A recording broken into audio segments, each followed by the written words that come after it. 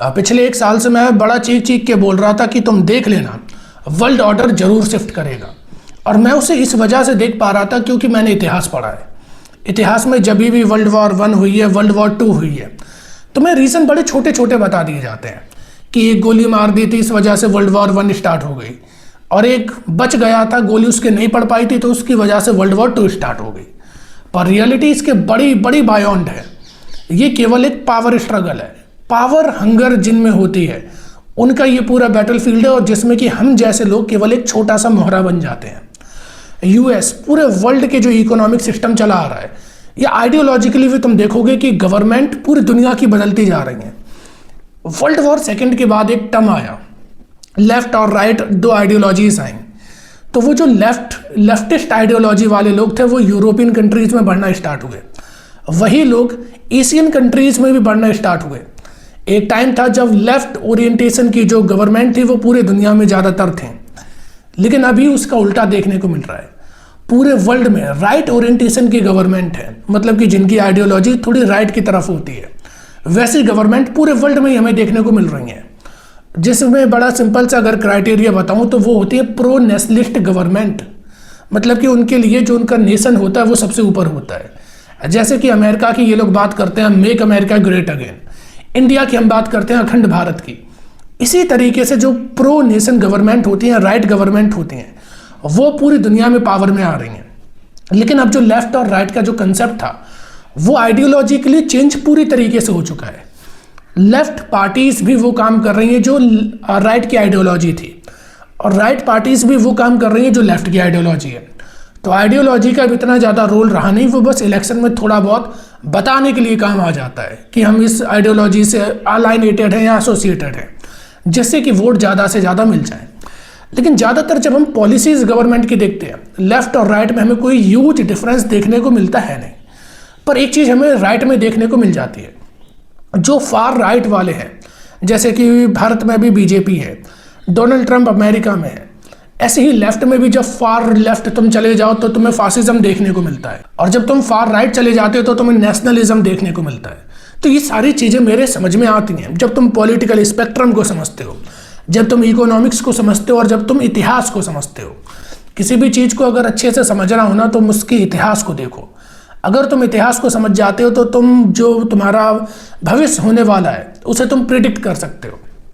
तो मैं एक साल पहले से ये जो चीज़ें चिल्ला रहा था क्योंकि मैंने यूएस के अकाउंट देखे थे। उनके अकाउंट तुम्हें पूरी कहानी बड़ी साफ साफ बता देते हैं कि अब इनकी जो कंडीशन है वो ज़्यादा सस्टेनेबल बची है नहीं।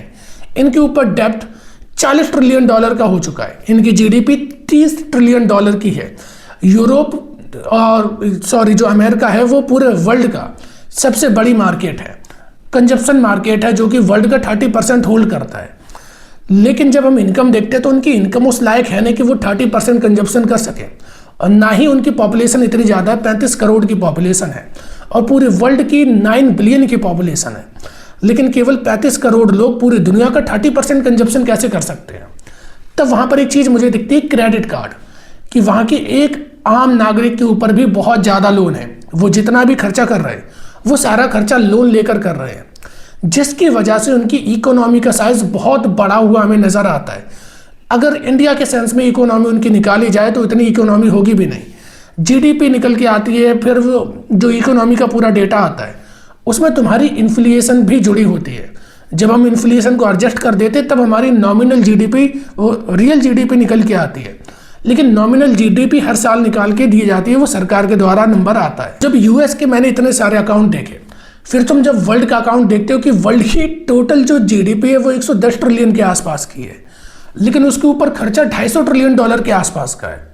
और पूरी दुनिया की जो संपत्ति है, चल अचल संपत्ति, प्राइवेट पब्लिक संपत्ति, कैसी भी संपत्ति हो, वो कुछ $500-600 ट्रिलियन की होगी, ज़्यादा से ज़्यादा $1 क्वाड्रिलियन की होगी। लेकिन कुछ परसेंट लोग हैं, टॉप 1% लोग, जो ज़्यादातर संपत्ति उसमें से होल्ड करके बैठे हैं। जब ये सारा डेटा तुम देखते हो ना, समझ में आता है ये दुनिया चल कैसे रही है। तुम देखते हो ये दुनिया शायद हंसी मजाक में यूं ही चल रही है। इसका मतलब कोई भी वो सिस्टम लॉ की जो भी हम बात करते हैं, वो जो बॉटम में 90% या 95% जो पॉपुलेशन है उसे कंट्रोल करने के लिए लॉ की बातें करी जाती हैं, उसे कंट्रोल करने के लिए कई तरीके की एथिक्स मोरालिटी की बात कर दी जाती है। पर जब तुम टॉप 1% पे देखते हो, चाहे वो टॉप इंडस्ट्रियलिस्ट हो सकते हैं, टॉप लीडर हो सकते हैं, they have their own rules, they have their own morals and ethics. वो सिस्टम तुम्हें पूरा ही अलग नजर आता है। तब तुम देखते हो कि ये दुनिया बेसिकली दो दुनिया है, अमीरों की दुनिया अलग है, पावरफुल की दुनिया अलग है, और 95-98% जो दुनिया है, 99% जो दुनिया है वो अलग है। वो लोग केवल कीड़े मकोड़ों की तरह जी रहे हैं। तब तुम्हें नजर आने लगता है कि ये सिस्टम अब ज़्यादा दिनों तक चलने वाला है नहीं, ये सिस्टम अब बर्बाद होने की कगार पे है। और फिर जब तुम पूरे वर्ल्ड में कोरोना के बाद हर जगह युद्ध चलते हुए देख लेते हो, रसिया यूक्रेन से स्टार्ट हुआ था और था वो कुछ भी नहीं, एक छोटी सी पॉलिटिकल टसल थी। वो स्टार्ट होते हुए तुम देखते हो वर्ल्ड के अलग अलग हिस्से पर अलग अलग टाइम पर तुम वॉर देखते हो। तुम यूएस को बहुत सारी कंट्री छोड़ के भागते हुए देखते हो। तब तुम्हें समझ में आता है कि नहीं, अब ये जो पूरा वर्ल्ड का पॉलिटिकल ऑर्डर है वो चेंज हो रहा है और यूएस से उसको दिक्कत होगी। अब मानो यार, जो इंसान क्या, वो एक देश है, जो देश लगभग 100 सालों से पूरे वर्ल्ड के ऊपर राज्य कर रहा हो, वर्ल्ड वॉर 1 के टाइम से मान लो, क्योंकि वहां से यूएस की पावर निकलनी शुरू हो चुकी थी, तो लगभग 100 साल किसी को राज्य करते हो रहे हो, उसे दिखे कि उसके हाथ से पावर जा रही है, पैरेलल उसके और कंट्रीज खड़ी होती जा रही हैं, तो वो क्या करेगा? वो इनसिक्योरिटीज बढ़ाएगा, जो कंट्रीज होंगी उन्हें अनस्टेबल करेगा, वहां पर अलग अलग रीजन को अनस्टेबल करेगा, जिससे कि वो जो कंट्री है वही ग्रो कर पाए और बाकी की कंट्री में वॉर चले, इंटरनेशनल सिक्योरिटी का इशू बने।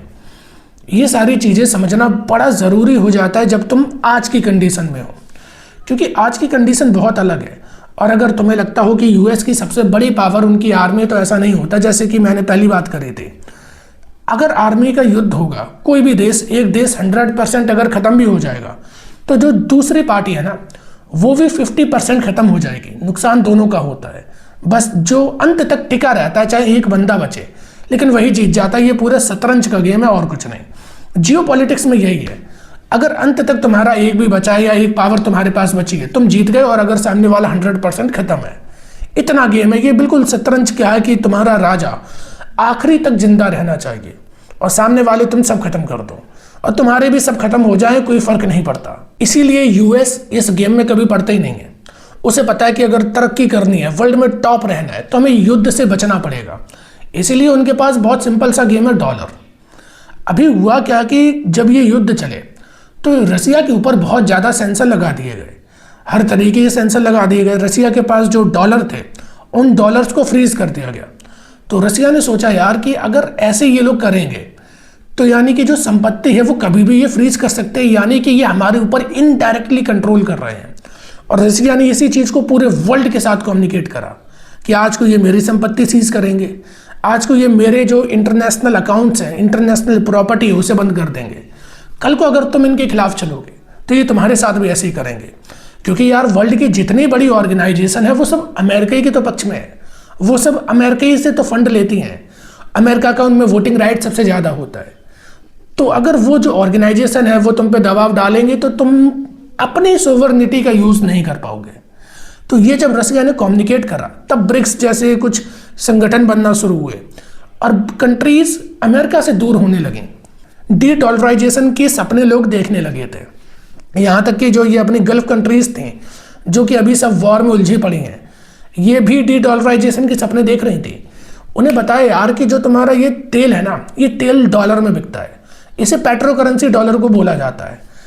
लेकिन अगर कल को तुमने यूएस की बात नहीं मानी और अगर तुमने अपना खुद से कुछ भी डेवलप करने की कोशिश करी या कोई भी चीज़ तुमने खुद से करी जो कि यूएस के खिलाफ है, तो वो तो तुम्हारे ऊपर सैंक्शन लगा देंगे। तब उन कंट्रीज के समझ में आई कि हाँ, ये बात तो यार सही बोल रहे हो तुम, तो क्या करें। उन्होंने कहा कि डॉलर छोड़ो, हम अपने एक ब्रिक्स करेंसी बनाते हैं, उस ब्रिक्स करेंसी में आपस में लेन देन कर लेंगे। तो वो कंट्रीज तैयार हो रही थी, सऊदी जैसी कंट्रीज तैयार हो रही थी, वेनेजुएला तैयार बैठा था। लेकिन उनका हाल क्या हुआ वो तुम आज देख सकते हो। वेनेजुएला पूरा यूएस के कंट्रोल में है, उनकी जो तेल की रिफाइनरी थी और प्रोडक्शन एरिया था वो सब यूएस के कंट्रोल में है। ऐसे ही मिडिल ईस्ट का जो पूरा क्षेत्र है वो ज़्यादातर कंट्रीज तो इनके इन्फ्लुएंस में थी पहले से। अब ईरान के ऊपर भी इन्होंने अटैक करा है, क्योंकि ये जानते हैं अगर लोगों को एनर्जी सप्लाईज चाहिए, मतलब कि पेट्रोल चाहिए, डीजल चाहिए, नेचुरल गैस चाहिए, तो उसके लिए डॉलर लेना ज़रूरी है। बिना डॉलर के तुम ट्रेड नहीं कर पाओगे। अब ये सारी वो चीज़ें जो तो तुम्हें चाहिए, क्योंकि ट्रांसपोर्ट से ही तो पूरी दुनिया अभी चल रही है। अगर ट्रांसपोर्ट नहीं होगा तो पूरी दुनिया ठप पड़ जाएगी।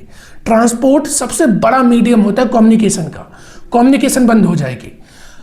तो इसी वजह से वो तेल पर कंट्रोल कर रहे हैं कि अगर हम एनर्जी को कंट्रोल करेंगे, एनर्जी अगर हमारे डॉलर से बिकेगी तो डॉलर हमारा सस्टेन करता रहेगा। और अगर वो एनर्जीज के ऊपर कंट्रोल पूरी तरीके से कर लेते हैं, मतलब कि पॉलिटिकल कंट्रोल भी कर लेते हैं, इसका मतलब डॉलर की हेगेमनी बनी रहेगी। और जब तक डॉलर में पावर रहेगी तब तक यूएस में पावर है। क्योंकि अगर तुम्हें एनर्जी चाहिए तो ले आओ डॉलर, डॉलर कहाँ से लाओगे? अमेरिका के पास से। अब अगर हमारे पास से तुम्हें डॉलर चाहिए तो हमारी बात तो तुम्हें माननी पड़ेगी। ये बहुत सिंपल सा गेम है। अब इंडिया जैसी कंट्रीज को क्या करना चाहिए? क्योंकि आज अगर इंडिया कभी, अगर अमेरिका से तुम दबते हुए देखते हो ना अपने किसी भी लीडर को, मोदी जैसा एक पावरफुल लीडर जो जमीन से उठ के आया, मतलब कि ये कांग्रेस का वो टाइम था कि जब कांग्रेस के खिलाफ बोलने पर गोली मार दी जाती थी, तब ये आरएसएस वगैरह और जो अपोजिशन पार्टी थी वो विरोध कर रही थी, उनमें से मोदी एक लीडर था। वो इंसान वहां से उठ के आया और वो अपने लिए नहीं झुकेगा, मतलब कि वो अपने लिए नहीं झुक रहा है कि मेरी कोई एपिस्टीन फाइल में नाम हो जाएगी, क्योंकि उसके पास वैसी कुछ चीजें भी नहीं है जो चीजें बीजेपी के लिए जरूर होगी, पार्टी के लिए जरूर होगी, पर personal individual mister Narendra Modi के नाम पर कुछ भी नहीं है। तो वो अपने लिए बंदा नहीं डर रहा है। वो बंदा अगर कभी भी कॉम्प्रोमाइज होता है या झुकता है ना किसी भी बड़ी ताकत के आगे, तो इसका मतलब पूरा देश झुक रहा है। उसके पीछे की वजह यह है क्योंकि हमारी एनर्जी सप्लाईज अगर नहीं झुकोगे तो वो बंद हो जाएगी, क्योंकि डॉलर नहीं मिल पाएगा। तुम्हारे ऊपर 10 तरीके के सैंक्शन लग जाएंगे। तुम्हारी जो आईटी इंडस्ट्री है ना, वो पूरी अमेरिका के रहमो करम पर चल रही है, वो बंद हो जाएगी। अगर वो झुक रहा है तो इसका मतलब वो तुम्हारे लिए झुक रहा है, इस देश के लिए झुक रहा है, उसका पर्सनल स्वार्थ कुछ भी नहीं है उसमें। और इतनी बात हम नहीं समझ पाते कि अगर ये देश तुम्हें ताकतवर बनाना है, अगर तुम मोदी भी हटा दोगे यार। इससे पहले कांग्रेस की सरकार थी, मनमोहन सिंह जी जो कि काफी पढ़े लिखे प्रधानमंत्री हमारे रहे हैं। अगर कांग्रेस भी उस टाइम पर कमजोर पड़ी, अमेरिका के सामने पूरे घुटने टेक दिए थे, नतमस्तक हो गई थी कांग्रेस की सरकार। किस लिए हुई थी? क्योंकि अमेरिका में वो पावर है, हम उनकी बात नहीं मानेंगे, हमारे ऊपर सैंक्शन लग जाएंगे, हमें जो एनर्जी सप्लाईज है उसे तबाह कर दिया जाएगा, हमारे पास क्रूड ऑयल नहीं होगा, हम पेट्रोल डीजल नेचुरल गैस कुछ भी नहीं ले पाएंगे, वर्ल्ड के साथ हम ट्रेड नहीं कर पाएंगे और हमारी अर्थव्यवस्था ठप हो जाएगी, हमारी आईटी सेक्टर पूरी बर्बाद हो जाएगी। इस वजह से सरकार जो भी हो, लीडर जो भी, उसे झुकना पड़ता है इस देश के लिए, तुम्हारे लिए। उसको अपनी जो पर्सनल छवि है ना, इंडिविजुअल छवि, चलो मनमोहन सिंह की कोई इंडिविजुअल छवि इतनी ताकतवर थी नहीं, लेकिन मोदी की इंडिविजुअल छवि बहुत बहुत ताकतवर है पूरे वर्ल्ड में। इंडिया की तो तुम बात ही छोड़ दो। और जब वो झुकता है, मतलब कि वो अपनी इंडिविजुअल छवि का कोई ध्यान नहीं रख रहा अपने देश के लिए, क्योंकि उसे पता है कि अगर मैं अपनी इंडिविजुअल छवि को लेकर चला तो उसका नुकसान, उसका खामियाजा मेरे देश को भुगतना पड़ेगा। और पता है, अगर तुम्हें सच में लगता है ना कि अमेरिका में बहुत ज़्यादा डिसरिस्पेक्टफुल करता है, हमारे साथ बड़ा ही भेदभाव तरीके से करता है, हमें नीचा दिखाता है, तो शर्म करो। बिल्कुल तुम्हारे वो दिल में लगनी चाहिए। बिल्कुल तुम्हें होना चाहिए कि इनके पास जो पावर है ना वो हमारे पास होगी, मैं उसके लिए मेहनत करूंगा, मैं काम करूंगा।